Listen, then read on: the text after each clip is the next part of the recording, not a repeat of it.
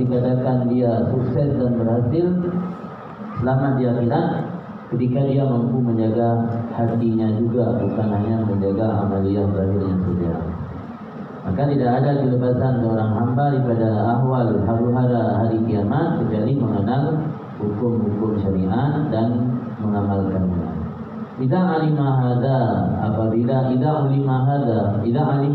Apabila seorang hamba telah mengerti ini, maka minal wajib mutaakkid alaikunna ma'syaran nisa.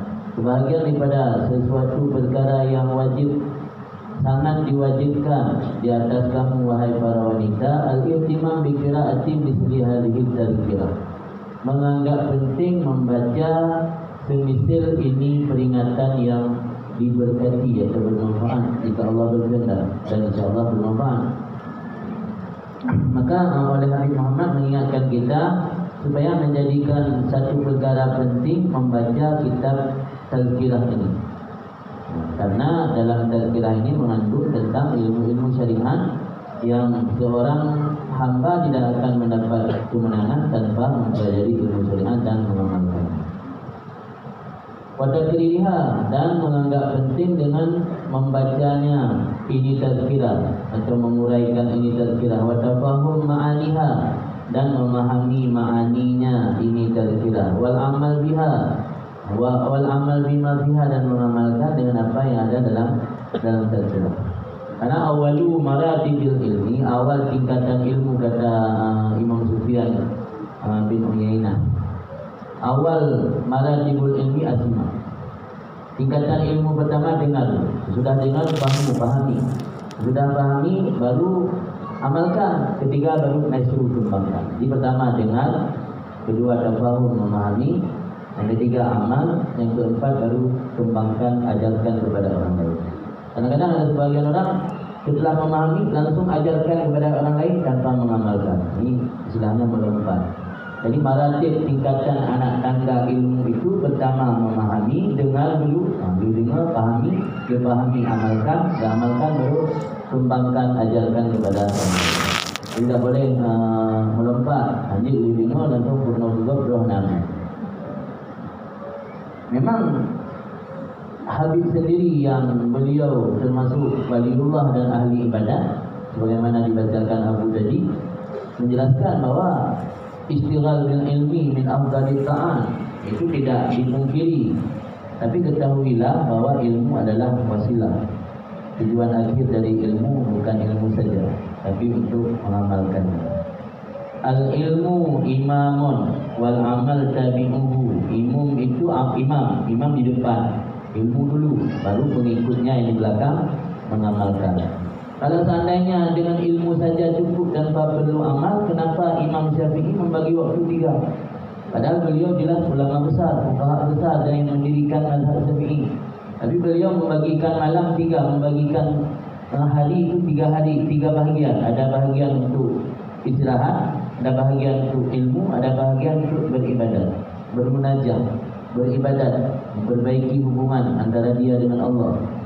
Jadi itulah pentingnya kita juga mengamalkan. Lagi semasa menuntut, kita lebih fokus untuk menuntut. Kalau sudah pulang kampung, itu lagi lebih fokus untuk beramal. Jangan hanya saja mengandalkan menuntut ilmu tapi tidak beramal. Kata Imam Malik, pada riwayat bukan Imam Malik tapi Umar bin Abdul Aziz, utlubul ilma talaban la yadurru bil ibadah. Wa utlubul ibadah talaban la yadurru bil ilmi.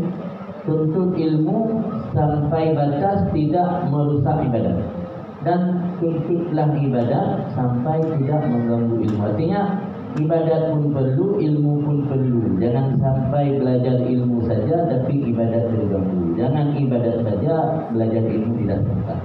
Jadi harus kombinasi dua-dua. Ilmu perlu, amal juga perlu. Lagi masa belajar seperti santri, fokus untuk ilmu. Sudah pulang kampung, harus fokus untuk ibadah. Santri juga ada waktu-waktu tertentu, misalnya sebulan sekali, seminggu sekali kita belajar yang ilmu. Karena bisa dipahami. Jangan. Hatta takhrujna min dulumatil jahli. Wahai para wanita, anggap penting membaca kitab ini, membaca, menguraikannya, memahami ma'aninya dan mengamalkan isinya. Hatta sehingga kamu dapat keluar min dhulumatil jahli ila nuril ilmi, daripada kegelapan kebodohan menuju kepada cahayanya ilmu. Ilmu bagaikan cahaya. Orang yang jalan di tengah malam, kalau ada senter, ada cahaya, dia akan selamat, tidak tersandung batu, tidak jatuh dalam lubang, dan tidak akan terinjak kotoran karena ada cahaya. Kita tahu mana yang hak, mana yang batil karena ada cahaya. Kebodohan itu digambarkan bagaikan kegelapan. Orang bodoh, dia tidak tahu mana yang hak, mana yang batil. Dia sangka yang hak itu batil, dia sangka yang batil itu hak. Maka digambarkan kebodohan itu bagaikan kegelapan. Makanya kata Imam Subuki, pintu terbesar iblis masuk menggoda manusia melalui kebodohan, melalui jahil. Maka orang yang tidak mau belajar berarti membiarkan kesempatan iblis lebih besar untuk menggoda manusia atau menggoda anak-anak. Berkata Allah Taala, "Qul hal yastawi alladziina ya'lamuuna wal ladziina la ya'lamuun." Katakanlah wahai Muhammad, tidak sama orang yang memiliki ilmu dan orang yang tidak ada ilmu.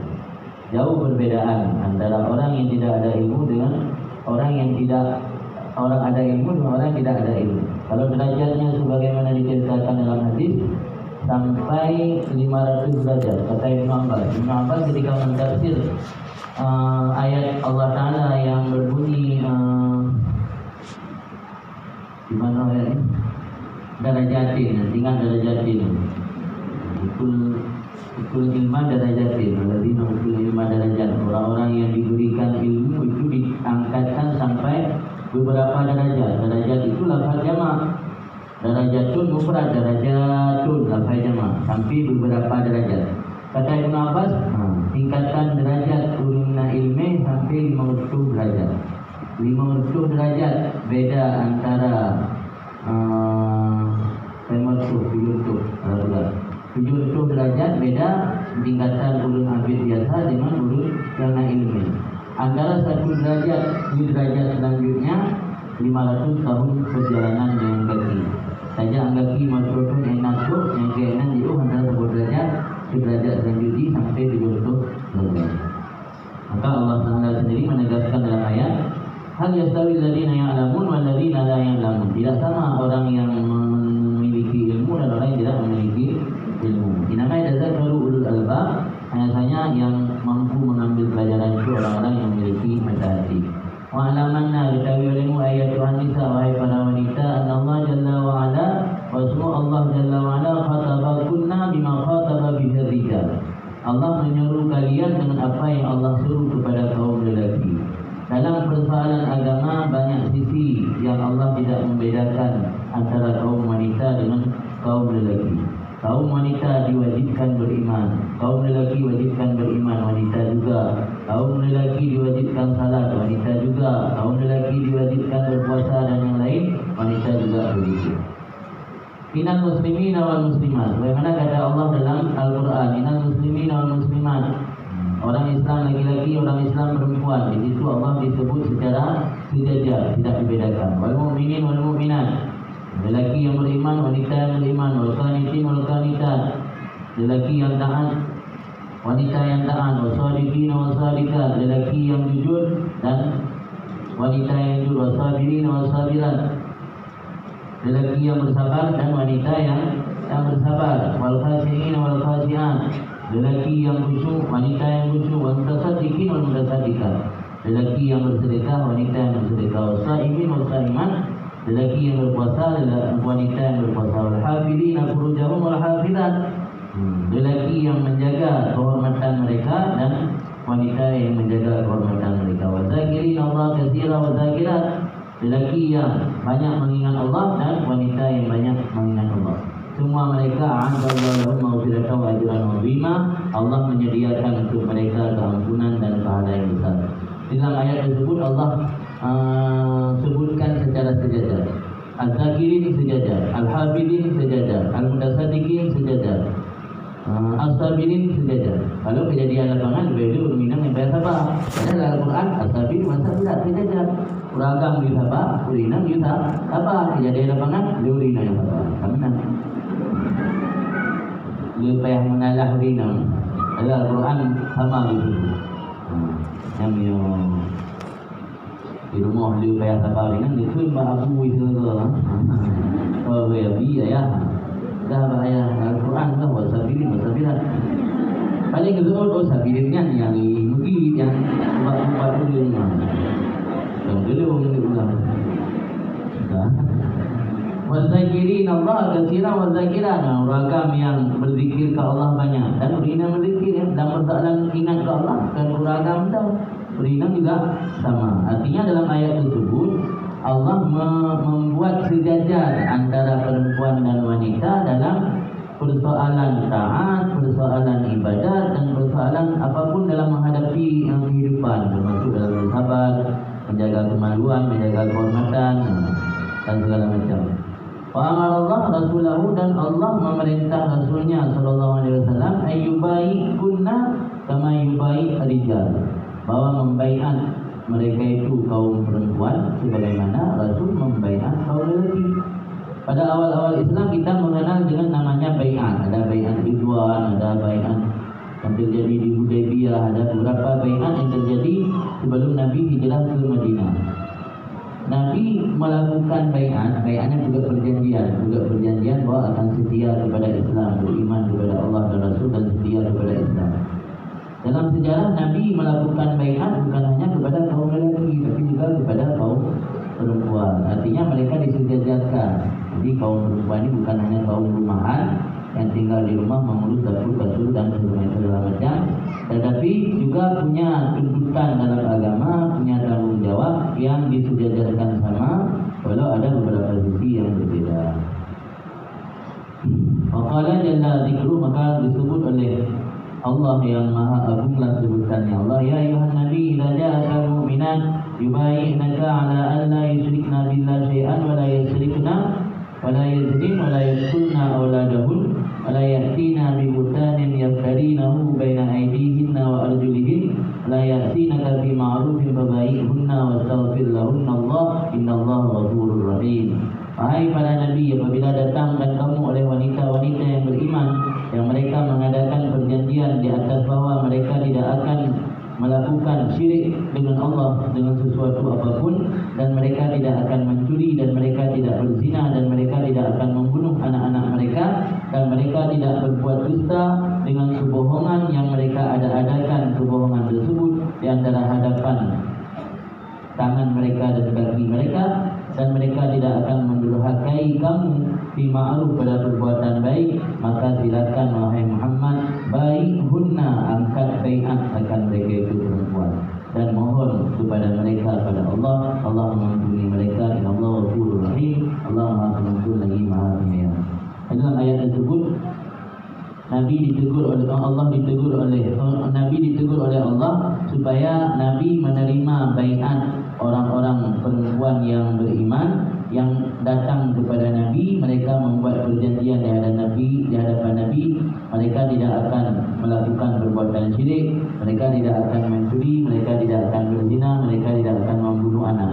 Artinya bila diibarat dengan bahasa lain, mereka berjanji akan mengikuti syariat Islam. Karena pada masa jahiliyah dia belum yang lupa ni belum menjadi inam tanam diudik. Maka itulah ayat disebut pada ayat tulna aulada yang nyotro ulungan mengandung tidak berkata hai Muhammad, itu juga perjanjian ikut syariat Islam. Hanya walayatina bibutanin, mereka tidak akan berbuat dusta. Hanya juga haba-haba yang mengada-ngada baina aidihim wa arjulihim. Yang maksudnya dalam tafsir dijelaskan mengakui anak yang bukan anaknya. Sebab dia di masa jahiliyah anak-anak kau bukan juga yang dalam Islam. Nah, dari dengar balian kan termasuk penafian ni, bukan anak roh, pegangan roh, nyawa roh, pegangan anak roh. Jadi masa jahiliyah dia ni mengaku-ngaku anak roh lagi. Contoh fungsi adopsian ni yang terjadi pada masa jahiliyah umum di anak roh becok, asuh, anak lain. Ini mengada-ngada tu. Maka ini disebut dalam ayat tidak berbuat dusta oleh mereka dengan satu kebohongan yang mereka mengada-ngadakan kebohongan tersebut di antara hadapan tangan dan kaki mereka. Untuk hadapan tangan dan kaki mengakui anak yang bukan anaknya. Dan mereka tidak mendurhakai engkau wahai Muhammad pada perbuatan baik, maka orang yang seperti itu telah membuat perjanjian, kamu baiat akan mereka itu dan kamu mohon ampun bagi mereka itu kepada Allah. Innallaha ghafurur rahim. Jadi kesimpulan ayatnya, inan Allah menempatkan kaum wanita dan lelaki sama pada menjalankan syariat. Kemudian diriwayat oleh Imam Bukhari dalam Sahih Bukhari ba'da terjemah, lalu disebut sebuah judul dengan kata Imam Bukhari, babun hal yaj'alul linnisa yawman ala hidatin bil ilmi. Yang judul terjemahnya makna memberi arti, terjemah 5 makna. Makna terjemah zikru sirah, tersebut biografi terlalu terjemah bil masalah. Makna terjemah naklul lughat bil lughatin ukhra, memindahkan bahasa dengan bahasa lain, yang itu terjemah sih kan lagi bahasa Indonesia, terjemah mana Indonesia. Makna terjemah membuat satu judul lah, sebagai judul ajaran yang buat lain terjemah sih. Riwayat Imam Bukhari dalam kitab Sahih banyak ahli menulis sebuah judul dengan kata Imam Bukhari, ini judul dalam kitab Bukhari. Babun, ini satu bab, adakah dijadikan bagi kaum wanita satu hari ala hiddatin secara terpisah pada menuntut ilmu. Hukum rinangnya dah pegang sebuah urut khusus untuk gebuit. Yang enam boleh kita Sahih Bukhari. Atau ringan bidang kuyu dari majlis dengan beragam, mana bisa-bisa tempat dulu. Ada guna pengajian khusus turina. Adakah dijadikan bagi kaum wanita satu hari ala hiddah, mana ala hiddah secara terpisah dalam menuntut ilmu. Dalam Sahih Bukhari disebutkan dengan sanad Imam Bukhari daripada Abi Sa'id Khudri radhiyallahu anhu, kala berkata Abi Sa'id Khudri, qalatin nisa, berkatalah para wanita di Nabi, menanyakan oleh beberapa wanita bagi Nabi sallallahu alaihi wasallam, "Walakana alaika rijal, telah mengalahkan kami di atas engkau wahai Nabi oleh kaum lelaki. Kamu rinah nak kesempatan duit bakdor wahai. Katalu kamu ragam. Di uro ragam Nabi di pendapat mendro ni, semayang bakdor ni, duit bakdor ni. Kamu agak tu. Guna-guna dan mau murah-murah. Faj'al lana yawman. Dijadi wahai Rasul ke kamu saburo min nafsika daripada sisiron. Benarlah saburo ke kamu rinang ikut pengajian baru. Dan kejadian yang bukan tadi asal usul pengajian khusus muslimatnya dari masa Nabi kata. Jika bid'ah pada hal yang baru. Tadi pengajian rinang kadang masa Nabi, sehingga ada sebahagian padu-padu rinang mewakili kaum wanita katanya, dia hadap Rasulullah, dia begah kamu kata lu meragam. Kaicok beragam tapi Rasulullah. Ana wate masyuro kamu, gugur kamu, bajaan lana yawman min nasik. Jadikan olehmu bagi kami satu hari daripada dirimu. Kamu bina bahagian sit menumpuk dari ron wahai Rasulullah. Maka dia dengar curhat kaum wanita katanya, bahwa adahunna yawman laqiyahunna fihi. Maka Rasul membuat perjanjian juga pura likak mahabbah pura tapi itu pura bahwa adahunna yawman laqiyahunna fihi, akan membuat satu perjanjian oleh Nabi akan mereka itu kaum wanita pada satu hari yang bertemu Nabi akan mereka itu padanya hari tersebut. Ketika kau bertemu, ku isi tausiah Nabi bahwa adahunna, Nabi memberi pelajaran, peringatan kepada mereka itu perempuan, wa amarahunna, dan mengajak mereka itu, pemerintah akan mengajak mereka itu. Maka Nabi qala lahu, maka adalah termasuk perkara yang disampaikan oleh Rasul ba'ura likak mahabbahnya, ma min kunna imra'atun tuqaddim salasah min waladiha illa kana laha hijaban minan nar.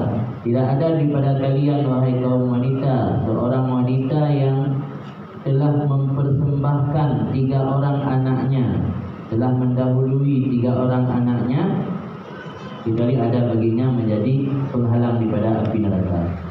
Artinya perempuan yang anaknya wafat 3 orang mendahului perempuan tersebut, Allah pastikan menjadi hijab daripada mereka. Maka sungguh beruntung bila seorang wanita yang anaknya meninggal duluan. Tapi jangan 1 orang, harus 3 orang kalau dalam hadis ini. Yang ada anis meninggal hidro, yang dronya karena jaminan terhijab daripada api neraka. Jadi anakku bersedih, Allah mengambil anis ditanya saat ditanya macam mudik itu ulang anis anak itu bersedih yang adalah hijab daripada api neraka. Dengan anak yang mudik, anak yang selamat bisa jadi menjadi tukang udip api dalam ditanya dalam neraka. Raya anaknya dalam kentai arah, raya anaknya dalam kentai mudua, raya anaknya dalam kentai dia anak yang salihah. Kadang-kadang di tukang utamah udip api ditanya dalam neraka. Ucap ulang ya Allah yang mencabut Nabi dijamin menjadi hijab daripada api neraka. Tapi saya dah elok, lanjut dulu. Maka mandi dulu, dia meninggal, anak meninggal elok. Nanti dia tertamai hijab daripada api neraka.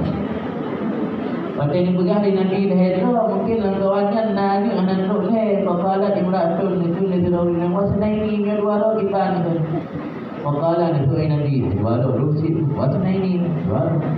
Kemudian ayat dua orang meninggal terhijab daripada neraka. Allah anak suatu yang zero ibarat. Allah nanti zero orang yang nak cubu zero yang Nabi. Yang dua orang ibarat. Nanti benar yang cubu zero. Ada benar yang cubu zero mesti chandra ibarat. Anak suatu yang zero orang yang nak cubu. Nanti bukan Nabi tidak zero atau dua orang. Zero anak dua orang. Nanti mudah-mudahan kacau tu. Tadi yang nak jaminan terhijab daripada neraka. Lero atau dua roh. Semua kala kemudian dipegang di Imam Bukhari, no, dalam kitab Sahihnya. Itu Imam Bukhari dalam bab al-haya fil ilmi, bab malu dalam menuntut ilmu. Yang menuntut kata dia menuntut malai rakyat tu. Ulang, no, dan tunggu tu mudah katanya. Malai. Maka dipegang dalam kitab min fitnatil alim ayakunal kalam ahabba ilaihi minal istima. Termasuk fitnah orang berilmu, dia lebih senang ngomong ketimbang mendengar orang lain. Yang penyakit orang yang kena ilmu, yang kali yang biasa senang pegang. Yang juga ilmu yang dengar Melayu banyak semangat. Ya aku yang dengar tunggu yang dalam pegang apa ketimbang dengar. Yang fitnah pada perbuatan itu. Kun al-mujahid rasulullah ulama daripada kalangan tabi'in la yata'allamul ilma mustahyin wala mustakbir. Ilmu itu tidak akan dipelajari oleh orang yang pemalu dan orang yang memiliki sifat sombong. Orang sombong tidak akan mempelajari ilmu, orang sombong tidak, orang yang memiliki sifat malu tidak akan mempelajari ilmu. Maka komentar di Ummul Mukminin yaitu Aisyah, ni'man nisaul ansar, sebaik-baik wanita itu wanita kaum ansar. Kaum ansar itu orang Madinah yang menerima kehadiran Rasul ketika hijrah ke Madinah. Sebaik-baik wanita itu wanita kaum ansar. Lam yamna'hunnal haya, tidak dihalangi akan mereka oleh sifat pemalu. Ayat dapatkanna fiddin, mendalami ilmu agama oleh mereka. Artinya wanita-wanita ansar ini tidak menjadi halangan, tidak memiliki sifat malu untuk belajar ilmu agama.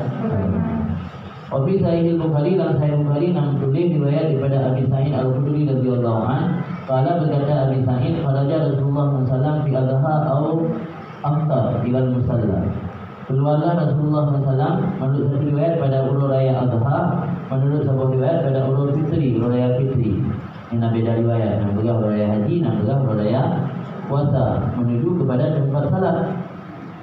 Suma insarafa, kemudian selesai salat ianya Rasul, insiraf selesai atau usai salat. Bahwa anda maka ketika selesai salat, maka Rasul menceramahi manusia, memberi pelajaran kepada manusia, wa amarahum bisadaqah, dan memerintah mereka itu manusia dengan bersedekah. Faqala, maka berkata Rasul, ayyuhan nas tasaddaqu, wahai para manusia bersedekahlah kalian. Jadi dia selesai tausiah Rasul, dia sembahyang raya, yang pegang raya haji, yang pegang raya puasa. Rasul diperintah membina manusia yang hadir raya untuk memperbanyak sedekah. Pamarlah, maka ketika Nabi selesai tausiah, maka Nabi berjalan melewati kaum wanita. Dan itu Nabi dari tempat ceramah, tempat sembahyang, melewati jamaah berenang. Faqala, maka dekil Nabi, ya masyarakat nisa, wahai kaum wanita, tasaddaqna, kalian juga bersedekah. Ini ra'aitukunna aksara ahlin nar, karena aku melihat kalian yang paling banyak penghuni neraka. Saat Rasul melakukan mi'raj, keadaan yang paling ramai penghuni neraka adalah dari kalangan wanita. Maka jalan untuk melepaskan diri agar kita tidak masuk bahagian daripada mereka-mereka yang ada dalam neraka dengan cara memperbanyak sedekah sebagaimana perintah Rasulullah. Sadaqna fa inni ra'aitukum aktsara ahli nar. Fakulna maka betul liurina pada saat didengar dipegang oleh Rasul yang paling penghuni neraka ini. Wa bima dzalika ya Rasulullah? Apakah perbuatan yang menyebabkan demikian wahai Rasulullah? Bukan kamu rinang yang lu dalam neraka itu. Tapi kamu yang kamu yang lu ini. Dia kayaknya dunia gaduh pada gaduh pada tempat lumrah. Dan dia kan kecemahan kita. Mana ini dunia api mana mengaji tidak di mana mengaji boleh tidak ada film. Bahkan kamu lihat dalam neraka tanya Rasulullah. Jawaban Rasul tukirna lakna wa takfurnal nasir. Kalian memperbanyak laknat, seringkal laknat itu. Kehadapan dulu ada tindak lo, ada pegang hukumah ni. Macam-macam lah bahasa-bahasa laknat. Laknat sabu, laknat yang melaknat atau mencerca yang biasa kalau dia baru ni, baru dia dalam momen. Jangan suka momen pun momen, suka momen. Yang ada kritik. Jadi yang mencoba bak kudunan kun tegok bak pepe yang dua dasar. Hari tuksirnal lakna, lihat melakna lakna. Fatakfurnal asyir, dan kalian sering mengingkari suami. Makna mengingkari suami nak dijelaskan dalam syarah hadis. Kajahadanna ni'matal zawji wa tumfirna ihsanahu. Kalian sering mengingkari nikmat yang diberikan oleh suami dan mengingkari kebaikan suami. Kata bunyi lako nak dakui, ku yang dagubi lako juga kan yang taruh. Mana lu melon. Kali hanaga lako hanaga katanya. Jumpu apa? Yang penyebab dalam neraka yang ada datang. Kata jumpu tu tahu. Tapi nak lako pepek. Di ilmu tinggal dalam tahu. Jadi, memandang kebaikan suami, betapa hendak dakui, tak ingkari benda. Mengingkari nikmat suami dan mengingkari kebaikannya yang disebut makna dalam syarah hadis. Tapi tulis di dalam syarah hadis wal maksud maqaddamahu zawju min fadlin wa ihsan. Apapun yang disuguhkan, apapun yang diberikan oleh suami, apakah kelebihan atau kebaikan nikmat yang disediakan oleh suami kita yang isteri, maka tak ingkari, hendak dakui. Ada bahawa siroh ada rupa yang jangan berusaha yang yang karena ada kunci lumbi ana balu badina yang ana lumbi rupa na lumbi roh kuno jangan menton kamu no itu ana lumbi kan yang ada rupa itu ada anak ni lebih ada lumbi sih itu mulai mungkin jadi berangkat dan ingkari kebaikan suami. Buku yang juga di suami tak tahu anak ada kui yang penyebab dalam neraka begitu. Oh kabungan tak bila-bila, ini ada tu. Aidum ron betul ron aning ayah namit lo itu pergi lo kebaikan lo tapi dah masalah ni menyani lo apa. Yang mana aku sampai dah bungu dia bangga bunga lagi orang puas tengah nak bunga kita puas tengah pun tengah itu. Yang dia saya manusia nak pergi sikit bunga sikit amarah belajar jangan dipegang. Tapi di berhenti gara-gara nak sambung masalah membina kebaikan suami yang lain ada kui yang boleh dakui tapi dah bila nah masalah yang hampa yang mungkin ada betul-betul yang lain kebaikannya ada kui malah itu binakisati aklin. Tidak aku memandang orang-orang yang kurang akal dan kurang agama yang melenyapkan bagi akal lelaki yang kuat lebih banyak daripada kalian wahai kaum wanita. Urus agam yang akaidnya kuat, akaidnya cerdas, tapi bisa dihancurkan oleh orang wanita yang akalnya kuat.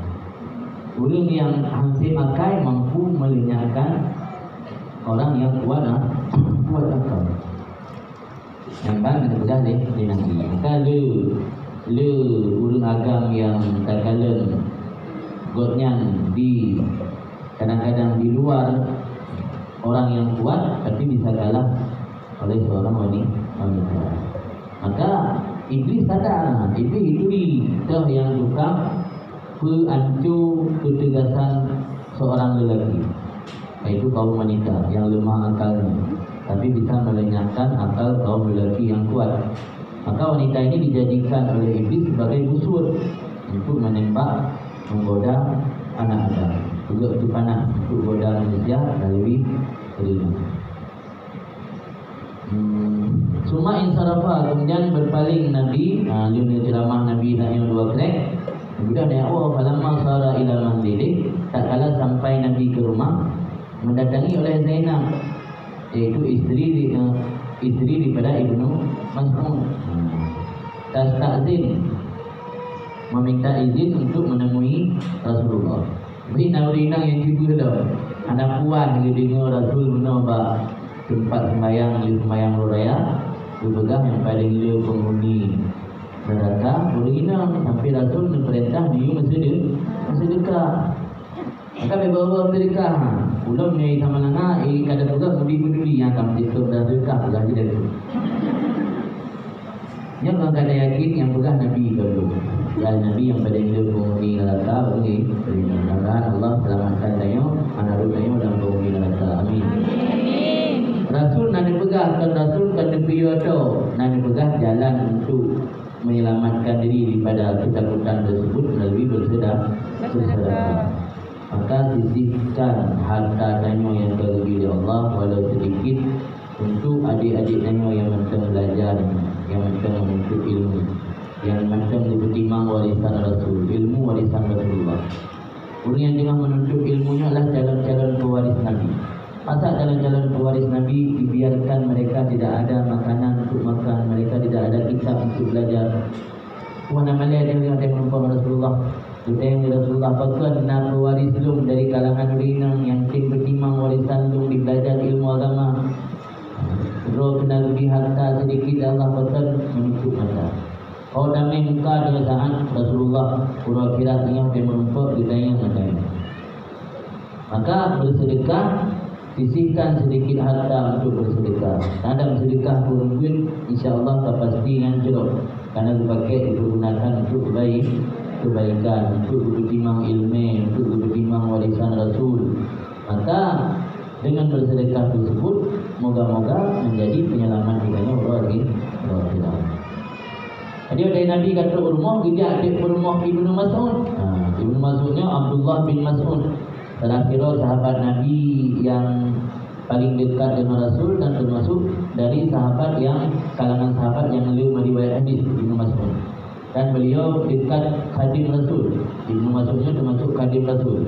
Yang khadim Rasul waktu di Madinah Anas bin Malik.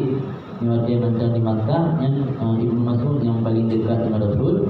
Beda rumah Ibnu Mas'ud yang merumpuk Rasul. Waktu lagi dia duduk tamang merumpuk Rasul, fakilah ditanyakan ada yang lebih ket. Sebabnya Nabi ket ya Rasulullah, hari Zainab. Nak berpegang. Wahai Rasulullah, ni Zainab kaduk nak merumpuk endon.